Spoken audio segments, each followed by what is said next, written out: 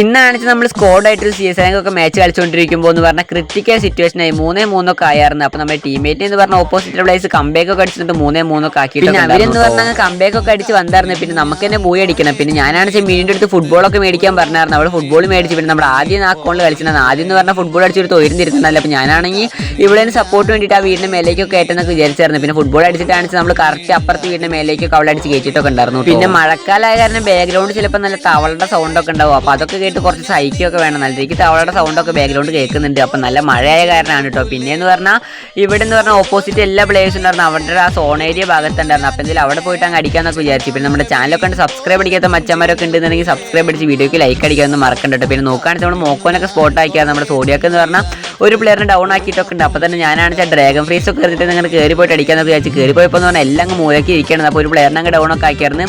പിന്നെ എന്ന് പറഞ്ഞാൽ ഫസ്റ്റ് ടൈം നമ്മളൊരു വേറെ പ്ലെയറിനെ ഡൗൺ ആക്കിയിട്ട് നമുക്ക് ഫിനിഷ് ആയിട്ടൊക്കെ കിട്ടിയിട്ടുണ്ടായിരുന്നു കേട്ടോ. പിന്നെ എന്ന് പറഞ്ഞാൽ ഹൈറസ് ഒരു പ്ലെയറിനെ അടിച്ചപ്പോൾ തന്നെ നമ്മുടെ ടീമേറ്റ് മീനു അടിച്ചാൽ സപ്പോർട്ടിന് വേണ്ടിയിട്ട് എന്ന് പറഞ്ഞാൽ ആ പ്ലെയറിനെ അടിച്ച് കൊന്നിട്ടുണ്ടായിരുന്നു. പിന്നെ ലാസ്റ്റ് പ്ലെയർ ഉണ്ടായിരുന്നു. അപ്പോൾ അവർ കംബാക്കൊക്കെ അടിച്ച് വന്നായിരുന്നു. വേറെ ആവശ്യമില്ലാണ്ട് കംബാക്കൊക്കെ അടിച്ചത് നമ്മളെന്നെ കളി പോയി അടിച്ചിട്ടുണ്ട്. അപ്പോൾ ശരി നേരത്തെ വീട്ടിൽ കാണുന്നവർ എല്ലാവർക്കും ഓക്കെ പോയി. അപ്പോൾ ലൈക്ക് അടിക്കാത്തവരൊക്കെ ലൈക്ക് അടിച്ചോ.